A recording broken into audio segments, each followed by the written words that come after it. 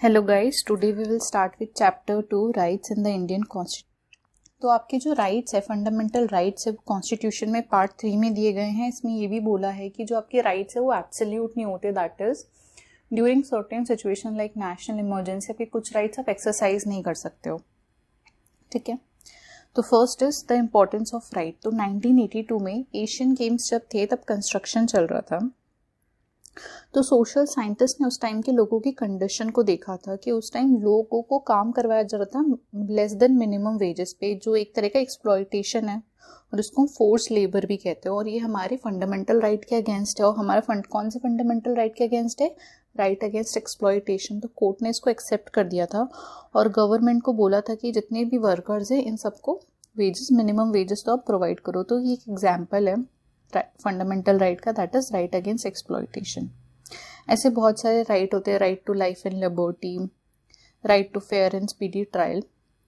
ये तो हम इन सब के बारे में डिटेल में पढ़ेंगे आगे। बिल ऑफ राइट्स, तो अभी जो हमने एग्जाम्पल देखे ये फंडामेंटल राइट्स के एग्जाम्पल थे। तो डेमोक्रेटिक कंट्रीज में क्या होता है, ऐसे एक राइट्स नहीं होते, ऐसे लिस्ट होते हैं, बहुत सारे राइट्स होते हैं। तो वो राइट्स की एक लिस्ट बना लेते हैं और उन लिस्ट को क्या बोलते हैं? Bill of rights. ये सारे वो राइट्स होते हैं जो हमारे कॉन्स्टिट्यूशन में मेंशन भी होते हैं और ये सारे राइट्स हमारा कॉन्स्टिट्यूशन प्रोटेक्ट भी करता है। ये बिल ऑफ राइट्स क्या करता है? ये गवर्नमेंट को रिस्ट्रिक्ट करता है कि गवर्नमेंट इन हक के खिलाफ नहीं जा सकता है लोगों के, और ये इंश्योर करता है कि अगर कोई भी इंसान वायलेट करता है, इन राइट से खिलाफ जाता है, तो लोग इसका रेमेडी भी कर सकते हैं, इसका सोल्यूशन ले सकते हैं। अगर ये राइट्स इन्फोर्सेबल है मतलब आप इसके अगेंस्ट लीगल एक्शन ले सकते हो कोर्ट में, और ये राइट्स इन्फोर्सेबल होते हैं। अब आप किस किस के अगेंस्ट एक इंडिविजुअल के राइट को प्रोटेक्ट कर सकते हो? कोई दूसरे इंसान के अगेंस्ट, मतलब दूसरे इंडिविजुअल के अगेंस्ट, कोई प्राइवेट ऑर्गेनाइजेशन के अगेंस्ट। इस सिचुएशन में क्या होगा, जो इंडिविजुअल है उसको प्रोटेक्शन चाहिए होगी सरकार की। सो बहुत ज़रूरी है कि सरकार जो है वो इन इंडिविजुअल राइट्स को ध्यान में रखे और प्रोटेक्ट करे। और सरकार के जो दूसरे ऑर्गन्स हैं जो हमने पढ़े थे, legislature, executive, bureaucracy and even judiciary भी ऐसे फंक्शन करते हैं ताकि इनके राइट्स प्रोटेक्ट हो सके, क्योंकि मी भी उनके फंक्शन की वजह से कुछ राइट वायलेट भी हो सकते हैं। तो सरकार को इंश्योर करना पड़ेगा कि जितने भी राइट्स हैं ये प्रोटेक्ट हो इंडिविजुअल के। अब नेक्स्ट है fundamental rights in the Indian constitution. So Nehru committee, ये जो बिल ऑफ राइट्स है ये नेहरू कमेटी ने डिमांड किया था 1928 में। तो इसलिए जब इंडिया इंडिपेंडेंट हो गया, कॉन्स्टिट्यूशन प्रिपेयर हुआ, तो इसलिए इन बिल ऑफ राइट्स को हमने अपने कॉन्स्टिट्यूशन में मेंशन करा और हमारा कॉन्स्टिट्यूशन इन राइट्स को प्रोटेक्ट भी करता है, और इनको हम बोलते हैं फंडामेंटल राइट्स। फंडामेंटल मतलब क्या होता है कि ये राइट्स बहुत ज़्यादा इंपॉर्टेंट है और इनको सेपरेटली हमारे कॉन्स्टिट्यूशन में रखा गया है और इनके प्रोटेक्ट करने के लिए प्रोविजंस भी बनाए गए हैं। और कॉन्स्टिट्यूशन ये भी इंश्योर करता है कि राइट्स वायलेट ना हो, कोई खारिज ना कर सके, इनके अगेंस्ट ना चल सके, भले कोई इंडिविजुअल हो, कोई प्राइवेट ऑर्गेनाइजेशन हो, चाहे सरकार ही क्यों ना हो। तो फंडामेंटल राइट्स और अदर राइट्स में डिफरेंस होता है। तो अगर आप अदर राइट्स बोलेंगे, ऑर्डिनरी लीगल राइट्स, ये प्रोटेक्ट भी करे जाते हैं और ये इन्फोर्स भी होते हैं बाय ऑर्डिनरी लॉ। मतलब इन राइट्स को प्रोटेक्ट कर सकते हो और ऑफ इन्फोर्स मतलब कोर्ट में जा सकते हो, लेकिन ऑर्डिनरी कानून के तहत। लेकिन जो फंडामेंटल राइट्स होते हैं ये प्रोटेक्ट करे जाते हैं और उनकी गारंटी कॉन्स्टिट्यूशन देता है। ऑर्डिनरी लॉ की गारंटी कॉन्स्टिट्यूशन नहीं देता। ये पहला डिफरेंस है। सेकेंड डिफरेंस ये है कि ऑर्डिनरी राइट्स आप चेंज भी कर सकते हो, लेजिस्लेचर चेंज कर सकता है प्रोसेस से, लेकिन जो फंडामेंटल राइट है वो आप तभी चेंज कर सकते हैं जब आप कॉन्स्टिट्यूशन में अमेंडमेंट करो। ऐसा बोलते हैं ना, कॉन्स्टिट्यूशनल अमेंडमेंट एक्ट पास किया तो आपको कॉन्स्टिट्यूशन में अमेंडमेंट करने पड़ेंगे, चेंजेस करने पड़ेंगे, तभी आप फंडामेंटल राइट्स को चेंज कर सकते हो। जुडिशरी जो है उसके पास पावर होती है और उसकी रिस्पॉन्सिबिलिटी भी है कि हमारे जो फंडामेंटल राइट्स है, सिटीजन के जो फंडामेंटल राइट्स हैं, इनको वो प्रोटेक्ट करे ताकि कोई इसको वायलेट ना कर सके। कोई भी गवर्नमेंट, कोई भी इंडिविजुअल है, कोई भी प्राइवेट ऑर्गेनाइजेशन इसको वायलेट ना कर सके। एग्जीक्यूटिव और लेजिस्लेटिव एक्शंस, अगर कोई एग्जीक्यूटिव में जैसे आपका president, vice president, prime minister, आपका काउंसिल ऑफ मिनिस्टर या लेजिस्लेटिव हाउस, लोकसभा, राज्यसभा भी इन राइट्स को इलीगल डिक्लेयर नहीं कर सकता, लेकिन अगर इन्हें इन राइट्स के अगेंस्ट जाते हैं तो इनके एक्शंस को जुडिशरी इलीगल डिक्लेयर कर देगा।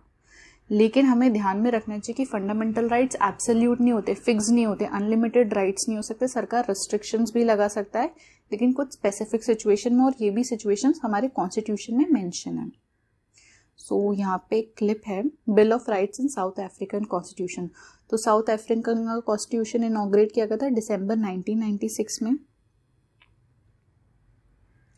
और ये कब बनाया गया था? जब साउथ अफ्रीका स्टिल, उस टाइम साउथ अफ्रीका में सिविल वॉर का बहुत ज़्यादा थ्रेट था, क्योंकि अपार्थेड, जब रेशियल डिस्क्रिमिनेशन चल रहा था उस टाइम रेशियल डिस्क्रिमिनेशन जो गवर्नमेंट करती थी उनकी गवर्नमेंट को ख़त्म कर दिया था। तो उस टाइम कॉन्स्टिट्यूशन बनाया गया था, लेकिन सिंस वो अपार्थेड की गवर्नमेंट ख़त्म कर दी गई थी तो डर था उस टाइम सिविल वॉर का। तो साउथ अफ्रीकन का कॉन्स्टिट्यूशन कहता है कि इसका ये जो बिल ऑफ राइट है ये बहुत ही इंपॉर्टेंट है इसकी डेमोक्रेसी के लिए।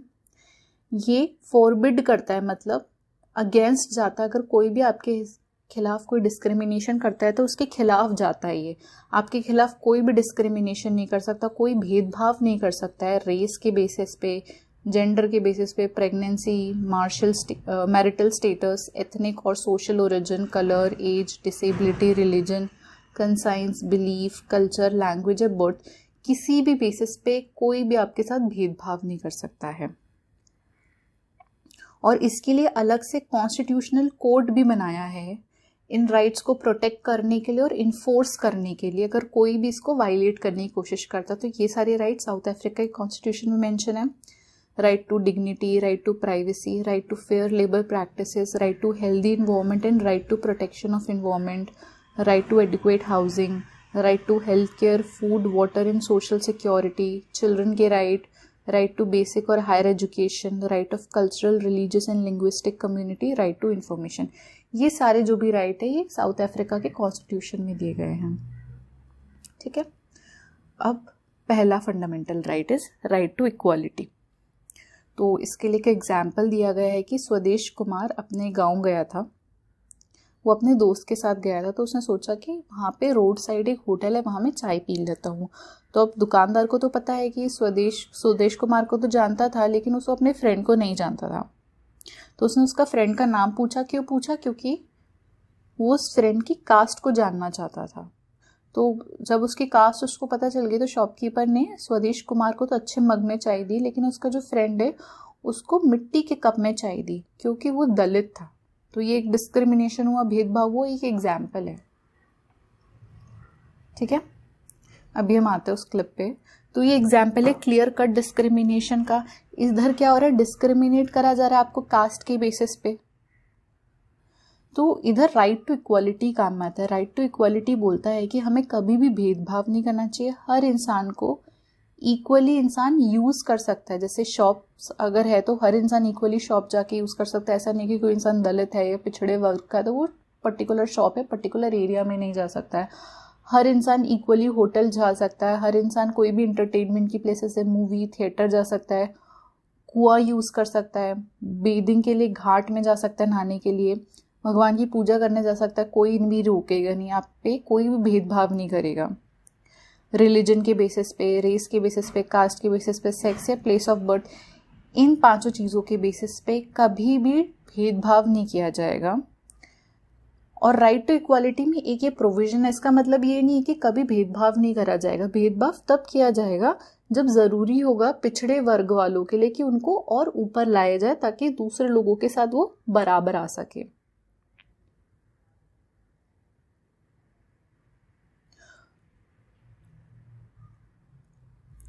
और ये भेदभाव सिर्फ आपके shop, hotel, place of entertainment से ही रिस्ट्रिक्टेड नहीं है। अगर कोई पब्लिक एम्प्लॉयमेंट हो, स्टेट में कहीं नौकरी, सरकारी नौकरी, तो वहाँ पे भी कभी भेदभाव नहीं करा जाएगा। तो ये बहुत ही इंपॉर्टेंट है। जैसे अनटचेबिलिटी जो पहले प्रैक्टिस करी जाती थी कि अब कोई पर्टिकुलर सेक्शन ऑफ लोगों को आपसे वो दूर रहेंगे, कभी भी आप आओगे तो वो वहाँ दिखेंगे नहीं, कभी टच नहीं करेंगे। ये भी राइट टू इक्वालिटी के अंदर इसको ख़त्म करा गया अनटचेबिलिटी को। और यही राइट टू इक्वालिटी बोलता है कि कभी भी स्टेट सरकार कोई टाइटल नहीं देगा, मतलब कोई ओहदा नहीं देगा किसी पर्सन को, एक्सेप्ट अगर वो पर्सन मिलिट्री में बहुत अच्छा हो, एकेडमिक फील्ड में बहुत अच्छा हो। तो right to equality actually India को एक ट्रू डेमोक्रेसी बनाते हैं, क्योंकि हर इंसान को डिग्निटी देता है और इक्वल स्टेटस देता है। तो ये आर्टिकल 16 में आता है, क्लॉज 4 में ये बोलता है कि कोई भी चीज़ हमारे स्टेट को, सरकार को प्रिवेंट नहीं करती, लेकिन इसमें एक प्रोविज़न है कि कोई भी चीज़ हमारे सरकार को प्रिवेंट नहीं करती कि वो रिजर्वेशन कर सके बैकवर्ड जाति के लिए, क्योंकि पता है राइट टू इक्वालिटी बोलता है भेदभाव नहीं करता, लेकिन इसमें एक प्रोविज़न है कि जो पिछड़ी हुई जाति है हमें इनको ऊपर भी लेकर आना है, तो कोई भी चीज़ सरकार को नहीं रोक सकती कि इन पिछड़ी हुई जाति के लिए हम कुछ रिजर्वेशन करें। और वो पिछड़ी जाति कौन होगी? जो एडिक्वेटली रिप्रेजेंटेड नहीं है सर्विसेज में, जिनका प्रॉपर नंबर में वो लोग हैं नहीं, ताकि फुलफिल कर सके right to equality of opportunity उनके लिए। ठीक है,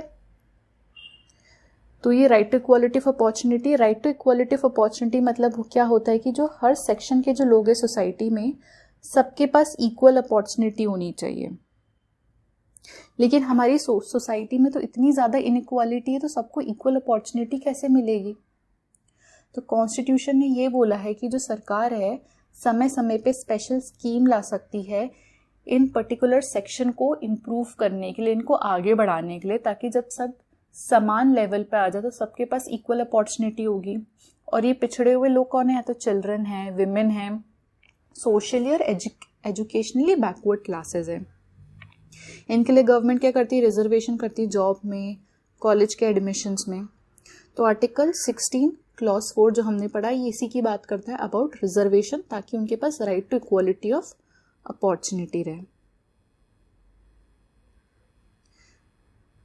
अब इससे पहले हमने ऊपर एक क्लिप छोड़ी थी, तो वो एक बार हम क्लिप देख लेते हैं, फिर हम आगे बढ़ते हैं। तो एक क्लिप एक ब्रीफ समरी देती है फंडामेंटल राइट्स की, जो पार्ट 3 में है आपके इंडियन कॉन्स्टिट्यूशन में। इसमें राइट टू इक्वालिटी में अभी हमने देखा इक्वल प्रोटेक्शन ऑफ लॉ, हर इंसान को इक्वली प्रोटेक्ट करेगा कॉन्स्टिट्यूशन।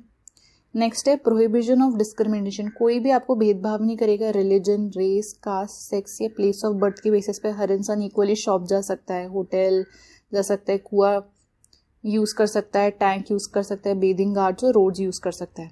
अभी हमने पढ़ा इक्वालिटी ऑफ अपॉर्चुनिटी, इसके लिए आर्टिकल 16 क्लॉज 4 में दिया गया है कि स्टेट कुछ रिजर्वेशन कर सकता है उन लोगों के लिए जो लोग वो सोचते हैं कि अच्छे से रिप्रेजेंटेड नहीं है सर्विसेज में। अभी हमने पढ़ा राइट टू इक्वालिटी में क्या है? अनटचेबिलिटी को खत्म कर दिया गया है, किसी को टाइटल्स नहीं दिया जाएगा एक्सेप्ट कि वो इंसान मिलिट्री में बहुत अच्छा है या एकेडमिक फील्ड में बहुत अच्छा है। ये अभी हमने पढ़ा राइट टू इक्वालिटी। ऐसे ही राइट टू फ्रीडम का भी एक बार जस्ट देख लेते हैं।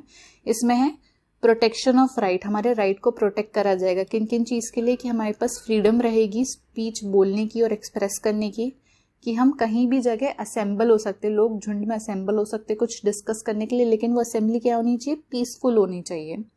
हम एसोसिएशन या यूनियन बना सकते हैं, जैसे ट्रेड यूनियन होता है। हम इंडिया में कहीं भी फ्रीली मूव कर सकते हैं, हम कहीं भी ठहर सकते हैं, कहीं भी सेटल हो सकते हैं इंडिया में। हमें जो मन करेगा हम वो प्रोफेशन कर सकते हैं, हमें बिजनेस करना है, हमें सर्विस करना है, या कोई ऑक्यूपेशन, ट्रेड या धंधा है, कोई बिजनेस करना है। हमारे राइट को प्रोटेक्ट करा जाएगा जब भी कोई ऑफेंस होगा। इसमें आप बताएंगे कि आपको मजिस्ट्रेट के सामने लेकर आना पड़ेगा विद इन 24 घंटे अगर आपकी कोई अरेस्ट होती है, अपनी डिस्कस करेंगे। फिर राइट टू लाइफ और personal liberty, right to education, protection against arrest and detention in certain cases में। तो ये ध्यान रखना, इन सर्टेन केसेस ओनली। देखते हैं अपन राइट अगेंस्ट एक्सप्लॉयटेशन, कोई भी ह्यूमन ट्रैफिकिंग नहीं होगी, फोर्स्ड लेबर नहीं किया जाएगा। ये नहीं है कि मिनिमम वेज से कम से काम कराया जा रहा है। बच्चों से काम नहीं कराया जाएगा हजार्डस जॉब में, जैसे फैक्ट्री में, हजार्डस फैक्ट्री में जहाँ पे डेंजरस गैसेस और फ्यूम्स निकल रही हैं तो उनकी हेल्थ खराब हो रही है। अब right to freedom of religion, हर इंसान को फ्रीडम रहेगी कंसाइंस की, कि फ्रीली वो प्रोफेस कर सके, प्रैक्टिस अपने रिलीजन को कर सके, आगे उसको प्रोपोगेट कर सके, मतलब आगे लोगों में उसके बारे में अपने व्यूज पॉइंट शेयर कर सके, अपने रिलीजियस अफेयर को वो मैनेज कर सके। अब ये बस फ्रीडम भी है कि आप टैक्सेस पे कर सकते हो अपने रिलीजन को प्रमोट करने के लिए। अब ये बस ये भी फ्रीडम है कि आप रिलीजियस इंस्ट्रक्शन या वर्शिप, मतलब कोई पर्टिकुलर एजुकेशनल इंस्टीट्यूशन है जो पर्टिकुलर रिलीजन के लिए डेडिकेटेड है, तो वहाँ जाके आप पढ़ सकते हो उस रिलीजन के बारे में, आपको उसकी भी फ्रीडम है। अब कल्चरल एजुकेशन राइट में क्या है कि आपके लैंग्वेज कल्चर को प्रोटेक्ट करा जाएगा, स्पेशली अगर आप माइनॉरिटी कम्युनिटी हो, ताकि कोई मेजॉरिटी कम्युनिटी आप पे दबाव ना डाल सके। राइट होगा माइनॉरिटी कम्युनिटी का कि वो खुद का एक एजुकेशनल इंस्टीट्यूशन खड़ा कर सके। नेक्स्ट है राइट टू कॉन्स्टिट्यूशनल रेमेडी, बहुत ही इंपॉर्टेंट राइट है।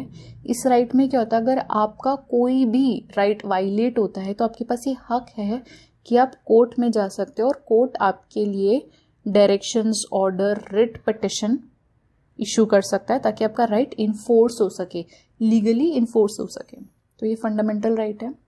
तो अभी अपन ने राइट टू इक्वालिटी देखा। अब है राइट टू फ्रीडम। तो आर्टिकल 21 बोलता है protection of life and personal liberty. इसका ये बोलता है कि कोई भी पर्सन को सब उसका हक नहीं छीन सकते हो जीने का और पर्सनल लिबर्टी का, एक्सेप्ट कुछ केसेस में जो लॉ ने, कानून ने तय करे हैं। तो राइट टू फ्रीडम है, अपन ये टॉपिक भी इधर कवर कर लेते हैं इसी वीडियो में। तो इक्वालिटी, फ्रीडम और लिबर्टी, ये दो बहुत ही इंपॉर्टेंट राइट है। जो अभी अपन ने ऊपर पढ़ा राइट टू इक्वालिटी, और ये जो सेकंड राइट है राइट टू फ्रीडम और लिबर्टी, बहुत ही इंपॉर्टेंट राइट है।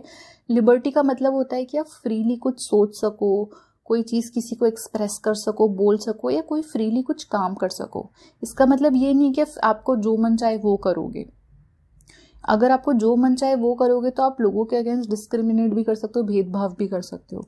तो इधर फ्रीडम का मतलब है कि हर इंसान अपनी फ्रीडम एंजॉय कर सकता है, लेकिन सामने वाले को थ्रेटन नहीं कर सकता, सामने वाले की फ्रीडम को थ्रेटन नहीं कर सकता। मतलब आप क्योंकि आपकी फ्रीडम है तो सामने वाले की भी फ्रीडम है, तब उसकी फ्रीडम को कोई हानि नहीं पहुंचा सकते हो, ना ही आप उस लैंड के कानून को हानि पहुंचा सकते हो। लेकिन बाकी आपको कुछ और करने की सारी फ्रीडम है। अब right to life and personal liberty, जो अपन ने अभी इसका प्रोविजन पढ़ा, ये आर्टिकल 21 में है। ये बोलता है कि कोई भी सिटीजन को उसका जो राइट है लाइफ और पर्सनल लिबर्टी का, वो आप डिनाई नहीं कर सकते हो, एक्सेप्ट कुछ केसेस में जब कानून बोलता है। इसी तरह कोई भी इंसान को उसकी आप पर्सनल लिबर्टी मना नहीं कर सकते हो। इसका मतलब है कि कोई भी इंसान को आप अरेस्ट नहीं कर सकते हो बिना उसको बताए कि उसके अरेस्ट करने का कारण क्या है। और अगर आपने इंसान को अरेस्ट भी कर लिया है तो इंसान के पास राइट है कि वो खुद को डिफेंड कर सके, खुद को बचा सके, खुद की मर्जी का लॉयर चूज करके। और ये बहुत ज़रूरी है कि पुलिस जब भी किसी इंसान को अरेस्ट करेगी तो वो नियरेस्ट मजिस्ट्रेट के पास लेके जाएगी विद इन 24 घंटा। और जो मजिस्ट्रेट है वो पुलिस का पार्ट नहीं होगा, और वो ये डिसाइड करेगा कि पुलिस ने जो अरेस्ट करी इंसान की, ये सही है कि नहीं है। जो भी अपन देख रहे थे कि मजिस्ट्रेट के पास लेके जाना पड़ता है। और टाइम टू टाइम ना सुप्रीम कोर्ट के जजमेंट्स ने इन जो राइट्स है इनका स्कोप भी इंक्रीज किया। इसका मतलब ये नहीं है कि right to life and personal liberty तो आपके पास सिर्फ राइट रहेगा आपकी लाइफ और पर्सनल लिबर्टी का, इसका स्कोप लेकिन time to time Supreme Court की जजमेंट ने इसका जो इंटरप्रिटेशन है, मीनिंग टाइम टू टाइम और इंक्रीज कर दिया, ताकि आपके पास और ज्यादा सिक्योरिटी रहे। सुप्रीम कोर्ट ने कहा है कि इसके राइट के अंदर आता है right to live with human dignity, मतलब रिस्पेक्ट के साथ रहो और एक्सप्लॉयटेशन से भी फ्री रहो। मतलब कोई भी इंसान आपके अगेंस्ट एक्सप्लॉयटेशन नहीं कर सकते, यानी कुछ बुरा नहीं कर सकता, कुछ भेदभाव नहीं कर सकता है। और आपके पास ये भी राइट है कि शेल्टर, घर में रहने का राइट है, काम करने का राइट भी इसमें आता है। It means no person can live without, हर इंसान के पास राइट है जीने का राइट है, मतलब काम करने का भी राइट है हर इंसान के पास। अब देखो क्लोज टू 20 मिनट्स हो गए हैं, तो अपन प्रिवेंटिव डिटेंशन से नेक्स्ट वीडियो में कन्वर्ट